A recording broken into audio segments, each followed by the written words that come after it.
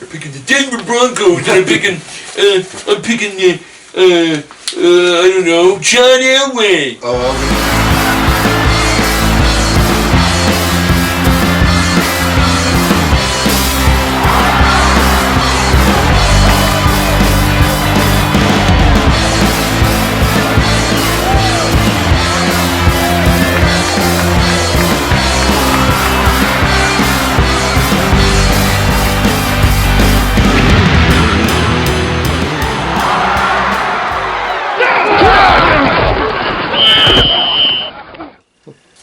Hi, welcome to week 12 of the I-Formation. I'm Jeff Gibbons. And I'm John Moist. Last week, a combined 16 and 14. Oh, 16 and 12. 16 really? and 12, yeah. Okay. 8 and 6 each, right? Okay. Even though we split down the middle of all the games, we were different. Oh, yeah, okay. Yeah, it was pretty good. And you missed out on those big tickets by 1 point, did you? Yes, I did. Yes. Yeah. I thought about all that.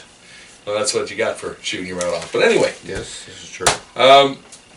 We're back, folks. Stick around. We're going to tell you what we think is going to happen in Week 12 of the NFL. Best jersey ever. Hi, welcome back to the I-Formation, and now we're going to make our picks for week number 12, starting with a Thanksgiving battle between the Philadelphia Eagles and Detroit Lions. It's a 12:30 start, 2 o'clock Newfoundland time. I like this close. Phillies dropped 2 straight to Florida teams now over the last 2 weeks. They got pummeled this weekend. I think I called it, didn't I? I think you did. That was one of the ones I caught. They need to get back in the groove. And what did I say about Sanchez? Just wanted to... He had a few picks, didn't he? Yeah, well... A bad game. Yeah, that's it, man. I just think that in this... it's always a special game on Thanksgiving down south. But I'm going to go with Philadelphia to be hungrier here, and I'm kicking this to be a field goal game, and I'm giving Philadelphia the edge. What do you think? I like the field goal game call, and especially seeing as that Philadelphia is still in that division race, given that it's a very weak division in the NFC East. And this is one of these games this week that, like a lot of the other games, that we're going to differ on quite a few here this week, actually, but a lot of the other games are really close calls this week. So I'm gonna go with the Lions just because they're at home, and I like the way they've been playing ball lately. Their defense has been stepping up a bit, and I'm gonna give the Lions by a field goal. All right. So here's the first one. Yeah, it could go either way. Okay, next we got Carolina in Dallas to play the Cowboys. This is a bit of an odd one. You know, at the break here, Carolina started as 2-point underdogs in this game.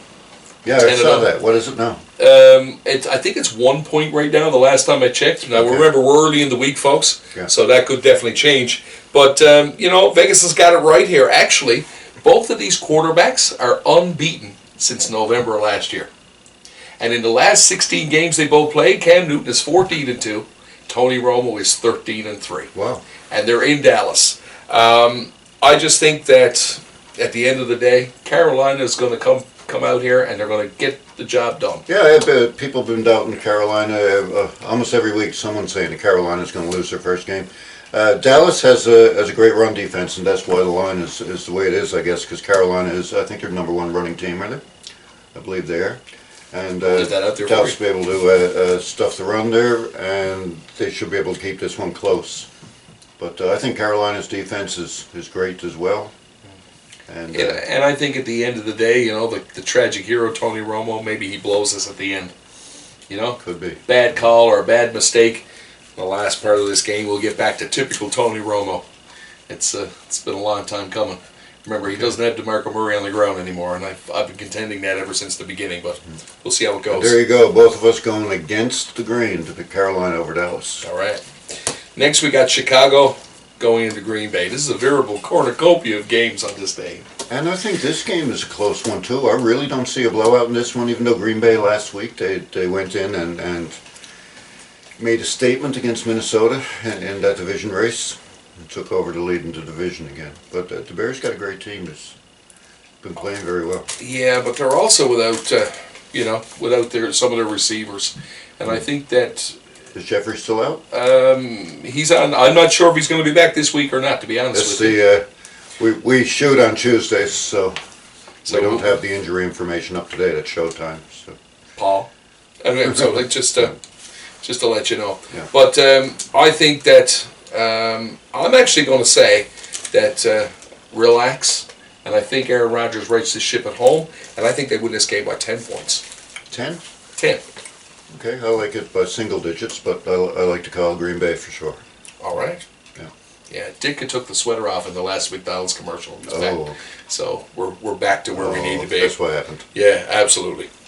Next, we've got St. Louis going into Cincinnati to play the Bengals. What do you think? Well, I think Andy Dalton is due, and I think he's going to have a big game, and I think they're going to generate offense at home and get back to where they need to be. This whole jabbering about the call late in the game, we talked about it. We posted that on the page this week, and that generated quite a bit of interest. At the end of the day, the game was over. Yeah. Like I said, field goal length, I think they put this ball through the uprights anyway, and I think they still win the game. Yeah. So it since wasn't a gimme though. There's no gimme. I was looked at it after. It would have been a 47-yard field goal, and believe it or not, Catanzaro, is it? Yeah.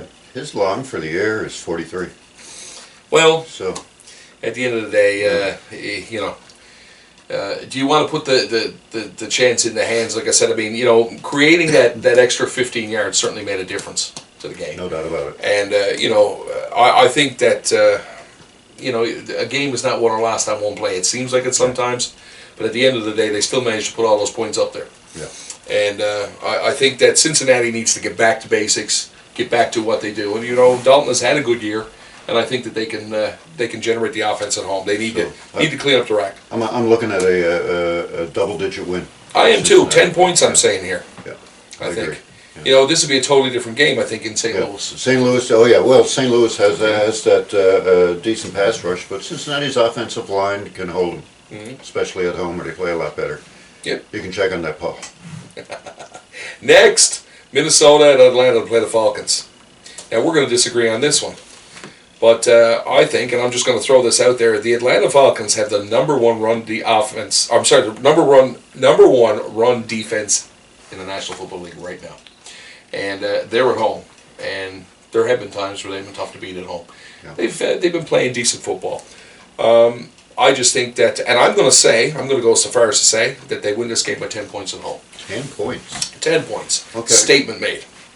I think Minnesota's coming off a tough loss last week against Green Bay, and that I don't have a lot of faith in Atlanta. I haven't all year, and I'm going to call Minnesota to win this game and Adrian Peterson to carve up the number one run defense. And Thanksgiving reference. I'll pick Minnesota by a touchdown. Yeah. Good job, Pilgrim. All right. That was pretty corny. Oh. They just get worse, man. You just like to dress things up. That's right. Yeah, let's talk turkey about that. All right. Next we've got San Diego going into Jacksonville.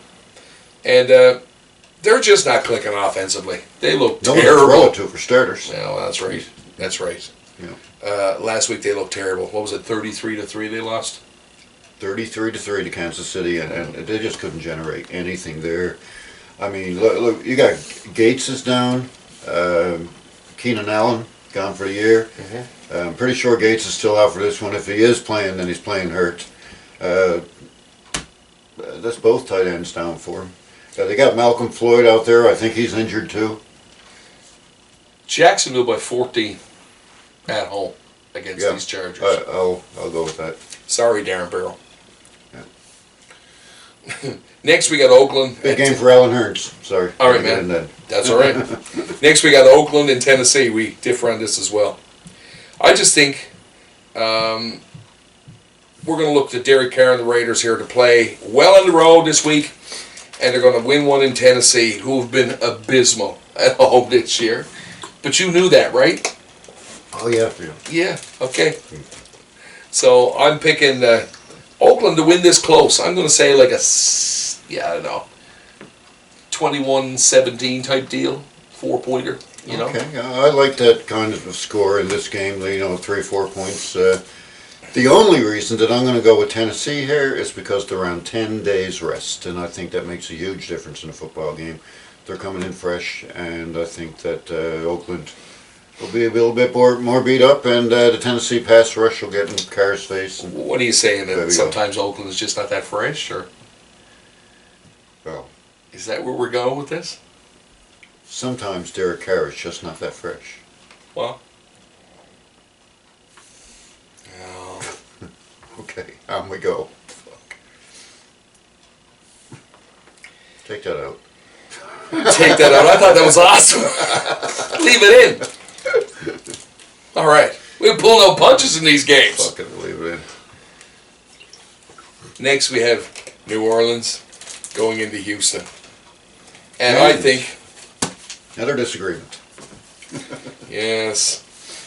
This defense acting very, very randy. Walking in, I think, into Houston. Brandon Cooks and Drew Brees walking in. Oh, yeah. One man standing. I think they're going to take out and better the one-trick pony that is the Houston defense. Yeah, that's fine and dandy, but let's talk Drew about Brees. let's talk about defenses. Let's talk defense. about Drew Brees. All he has to do is outscore Houston. That's all he has to do. We've seen his numbers over the last several games. And you want to talk about rest, my man? They were on the bye as well. Houston might be doing a bit of scoring themselves, seeing as It just might. New Orleans has been allowing 31 points per game this year. Okay. So who's going to score them? I'm just curious. Let me see. That would be... I don't know. Tune in next week. DeAndre Hopkins. All right. Big game. All right, man. I'm saying New Orleans in Houston by 14. No. Next, we got the beleaguered Miami Dolphins going in to play the New York Jets. We disagree again. Of course we do. I just think Miami's going to come prepared on the road. This is a divisional contest. I think they keep this close defensively, and they win this by a field goal. I like the Jets secondary going up against Tannehill. I think Tannehill's going to make a couple of mistakes in this one, and I think that the Jets will win this game at home by a touchdown. So who's going to catch the ball? Just curious. Is Decker back? I don't know. I was thinking maybe your mom. Mm-hmm. Is she? Yeah, well, putting a lot of faith in a 79-year-old woman, man. Typical Jets. Sorry, Dave. Miami by 3. Next, we got Buffalo going into Kansas City. Kansas City, here they come. The new and improved Chiefs, who, like I said, dismantled the San Diego Chargers this week at playing to beat them at 33-3. And I think they're going to give Buffalo everything they can handle. But I've got some interesting things to say about Buffalo. And remember, we talked about the Peter principle and people rising to their own level of incompetence, and then we get to talk to Rex Ryan. Rex Ryan, who is a great defensive coordinator, No doubt. but is up here as a head coach, and I thought he did a pretty good job in Foxborough on Monday night. And it was good to see Tom Brady running around on the sideline screaming at people and getting in his head. You mean number 12 who got hit 12 times? Yes, that's right. 12 times he hit the ground. Baker's last night. dozen, man. Yeah. Or well, 12-12s. Regular dozen. A gross. A gross. I was thinking 12-12s. Giselle got hit a number of times. One of the other best signs that we've seen, Tom Brady sits down to pee. That's great. Anyway, I got to give him credit for the way he played. Buffalo has got a pretty good defense, but let me tell you, Kansas City at home at Arrowhead Stadium, and the way they are playing, man, they're on fire, and they're a force to be reckoned with. Producing right on the ground, producing in the air. Alex Smith, his good old mistake-free self, just carrying those games. How many completions now, or how many attempts has he got without an interception now? He's in the 200s or something. Is Like that right? it's something crazy now. I caught that stat sort of offhanded the other day when I was flipping around, but yeah, he's but we've always contended that he's the guy that plays the low key, mistake free kind of game. Yeah. Right. And very, very, very important. I'm pretty sure San Francisco would like to have him back right now. Definitely. Cap is gone for the year now with the shoulder or whatever. Oh yes, and while we're in Kansas City, we have to mention Dontari Poe. Dontari Poe, man after my own heart. 346 pounds. 346 pounds. Yeah, let's get this You're right. not there. That's right. 346 pounds. The heaviest man ever to rush for a touchdown in the NFL. And he went over the top to do it. Yeah. He jumped, leaped over the pile. I just wouldn't want to be one of those defensive linemen looking up. That must have been a pretty scary moment, seeing him coming down out of the sky. The humanity! It was pretty good. Yeah, done Terry Paul. That's why he's a nose tackle. I can't believe it, yeah. He led with his nose. It's right. Yeah, he always knows. I got Kansas City by 2 touchdowns. Yeah, I'm agreed. Next we got the Giants and the Redskins. Always a good game. Division rivalry. And just to say, I know we're going to disagree on this one as well, but I'm going to set the bar and I'm going to say this is a 3-point game regardless, and it's going to be a great game to watch. Yeah. But I agree with that too. Here's what I did a little research on this week. You know that the Redskins are 0-5 on the road, and Cousins has thrown a plethora of interceptions on the road. Okay. But at home, he's 4-0. And also averaging 283.5 yards a game in offense, and 9 touchdowns, 0 interceptions. Didn't know all that. So that is why I'm picking the Redskins to hold court at home by a field goal. And I'm picking the Giants by a field goal for the same reason that I picked the Titans earlier. Giants coming off a bye week, and when you got a guy like Coughlin coaching, got that much time to prepare, I like his chances going against Washington. 3 points, Giants. Fresh as daisies.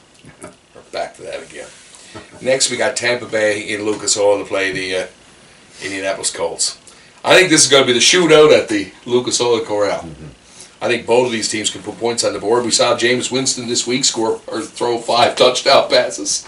You know, nothing wrong with that. Wonder who Tony Dungy's picking in this one. Yeah, I wonder. I just think Indy's going to outlast them at home. They're tough to beat at home. I'm going to say 3 points again. Yeah, I don't know, 45-42, some shit like that. That many points? No, Yeah. I'm just kidding. Okay. I don't know, 34-31 maybe? 31-28, something like that. 3 points. Oh, absolutely. I like the 3-point call. 3 points. Tampa Bay's been playing really good well this year, and I'm going to say 24-21. And Indy's right in the thick of things in that Again. division, right? Huh? Indy's right in the thick of things there. Indy's leading the division by They are. virtue of their division record, but I think Houston is tied with them record-wise. But Tampa Bay is still not, too. Houston's going down this week. I already told you that. So this is their chance. Next, we got Arizona going into San Francisco to play the 49ers. And I've simply written, oh, the humanity.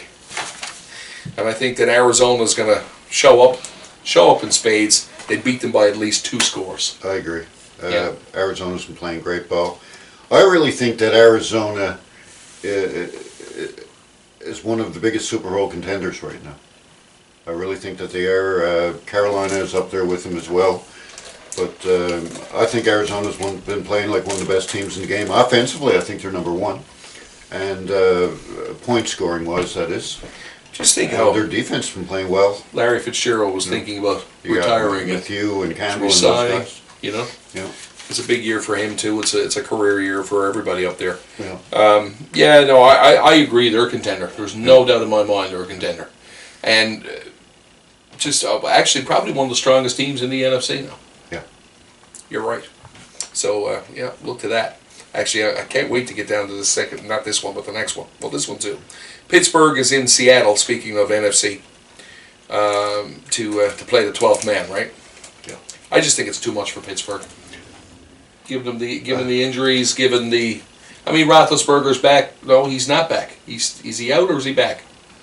Roethlisberger's back for this one. He is back. Yeah. Yeah, because Landry Jones got hurt. That's right. Right? So and they were trying, that's what it was, they were resting him.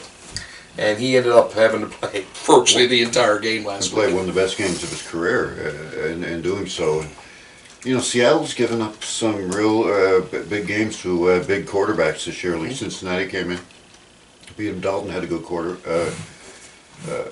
showing against him, and Number 3 played pretty well last week, though. I think he did. Yes. Yes, he did very well. Over 300 yards, 3 touchdowns. Yeah, so this will be good. I'm calling this 10 points just because they're in Seattle, and I think they got something to prove. I don't see 10. I think Pittsburgh got more than that. You gotta also remember too that Pittsburgh as well is coming up for bye week. I know, but they're rested, man. They're rested. They're coming in against All these the guys. fans, grapes, The and Legion of flowers. here. Doom has not played as well Legion this of year. Boom. What? Legion of Boom. Boom. Sorry, has not played as well this year. Stay with And me. I know that Pete Prisco on CBS was calling them the Legion of Gloom there yesterday when he was doing. Ooh, Flanders. Pete Prisco said something. Yeah. We got to hang on to that. I wouldn't worry about that too much. They're still the Legion of Boom, and they should win this game. But I'm picking this 3-pointer. Let's see Pittsburgh walk in there and think that they're not all that in a bag of chips and sees what happens to Ben Roethlisberger. Okay. That's what I'm thinking. If they do that, this is a blowout. I'm saying 10 points anyway. Okay. Next, we have New England going into Denver. Now, I am going to say this, and I know you're going to be a homer on this, and that's fine. Thinking about, there's a couple of X factors here. Brock Osweiler, and I don't know if they can still spell that, but we have him at the helm. He's even calling the same signals, the same playbook as Manning. He had a chance to practice, so I got to say I was a little bit more impressed than I thought it would be with Osweiler in the last game he played. It still was a quasi-anemic offense. It's still the defense that's doing the job. And when I looked at the Buffalo Bills play the Patriots in Foxborough on Monday night this week, the New England Patriots look beatable. Now, I know that sounds like a ridiculous comment with the Patriots at 10-0, but when we saw that first half, and I think about even Rex Ryan, like I said, I give him credit as a defensive coordinator, and they got that quarter, or they had the interception call back on the penalty, and they managed to march it down. Brady marched them down right at the end of the first quarter. Otherwise, this game goes into the half with a couple of field goals on the board. And when you hold the New England Patriots to 20 points, you have an opportunity to win. Buffalo had an opportunity to win, but I am concerned that the Broncos, even they'll throw the same blitz practices, and I think a lot of people were watching that. The mix-up, the offensive line is very suspect now with the New England Patriots, and it's only going to get worse for them. And I think this is the beginning of the undoing. I don't think Denver has the jam to beat them, though. I think that New England will still outscore the Broncos, although the Broncos will bring everything, and they'll get in Brady's head, and he'll probably even throw a couple of interceptions. But at the end of the day, he'll find a way to outscore that Broncos team.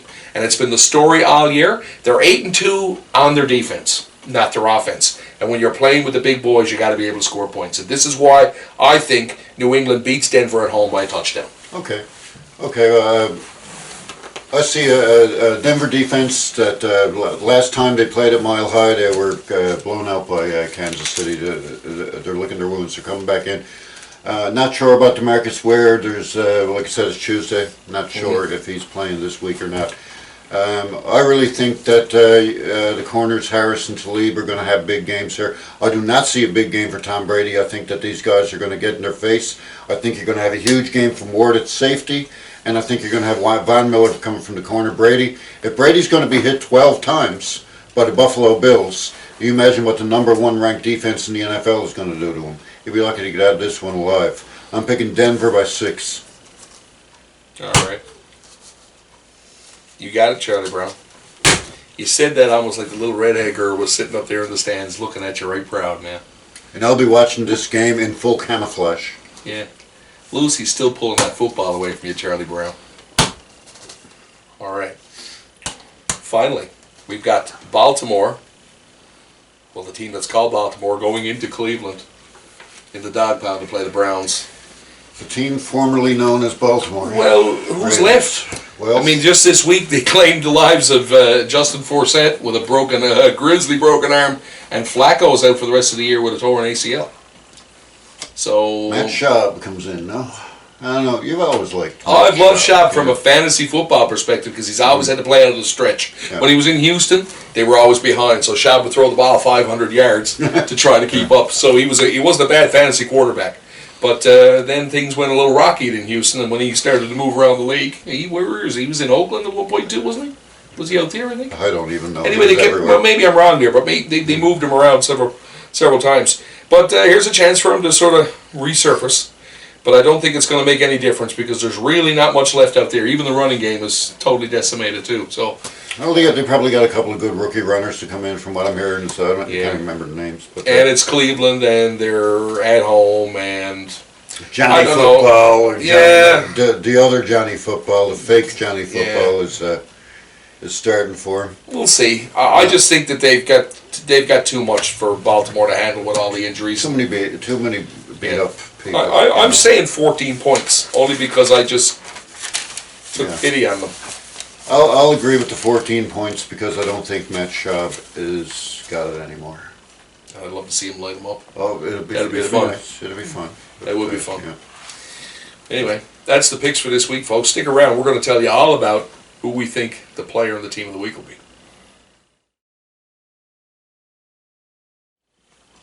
Take me to your leader.